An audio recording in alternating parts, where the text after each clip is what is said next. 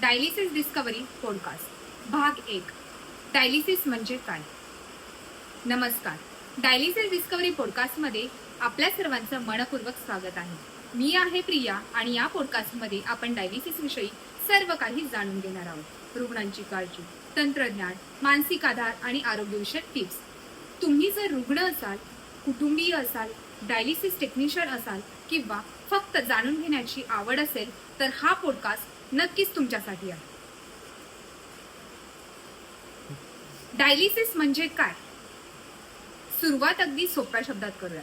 Dialysis म्हणजे मूत्रपिंडाचं काम जेव्हा बंद पडतं किंवा नीट झालं नाही तेव्हा बाहेरून मशीनद्वारे शरीरातील घाण, पाणी, क्षार काढून टाकण्याची पद्धत म्हणजे डायलिसिस. डायलिसिसचे मुख्य 2 प्रकार आहेत, हिमोडायलिसिस आणि पेरिटोनियल डायलिसिस.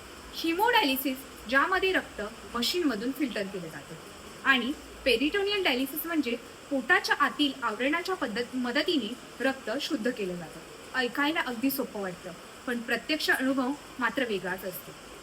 असेच नवनवीन पॉडकास्ट पाहण्यासाठी माझ्या चॅनलला सबस्क्राईब करायला बिलकुलही विसरू नका. चला तर भेटूयात पुढच्या भागामध्ये.